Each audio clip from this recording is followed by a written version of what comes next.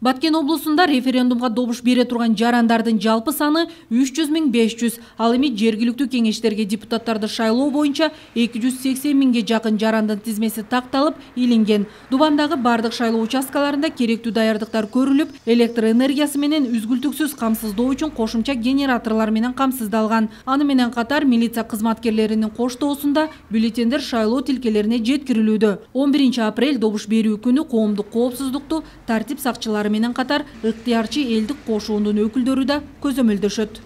Облустун аймагында 218 шайлоо участкасы болсо, 201 шайлоо участкасында жергиликтүү кеңештердин депутаттарын шайлоо өтөт.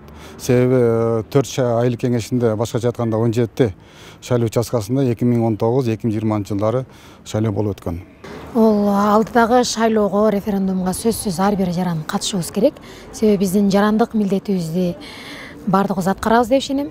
Себеби ар бир адамдын тандоосу Кыргызстандын келечегин чечет да. Ошондуктан алдыдагы шайлоодо, референдумда биз өзүбүз татыктууларды тандап, ар бирибиз добуш берсек, бул кайдыгерликтен алыс болуп, ушул биздин өлкөбүздүн өнүгүүсүнө салым кошкон болор элек да.